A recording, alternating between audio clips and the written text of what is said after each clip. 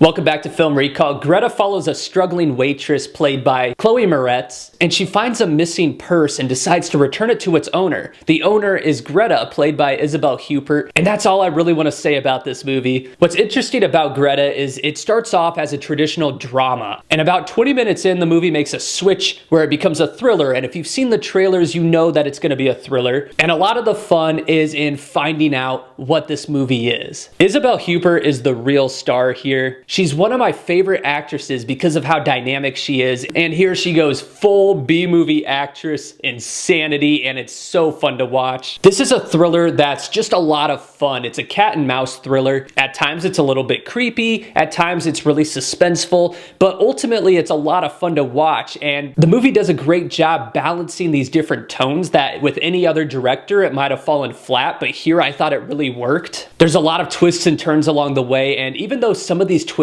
can be seen coming, these actresses commit to the material so well. It's like they're playing it as though these twists have never happened before in movies, and I completely bought it. They managed to make these turns still feel fresh because you haven't seen it from them. Chloe Moretz is really good in the role. She doesn't do a whole lot to separate her character from other characters she's played in the past, but I like what she did here, and the fact that she's able to stand toe-to-toe with one of the best actresses working right now is incredible on her part. The opening act gets off to a little bit of a bumpy start. I didn't think the setup was that interesting, so when the movie about 20 minutes in makes a switch, I was happy to see that the movie makes that switch and sends you in a completely different direction than you're thinking, and it ends up being just as fun and funny as it is suspenseful and thrilling. The music was also a real standout here with its orchestral strings, and I love the ways they played with the music because sometimes it adds to the suspenseful atmosphere, and other times the same piece of music adds to the humor because this music is just as over the top as the movie is. It's just a really well done thriller that could have been too goofy with any other director, but this is from the director of The Crying Game, and he knows how to make a movie crazy without going too off the rails. He does ground it a little bit, but more importantly, he balances the different tones, and there's so much skillful direction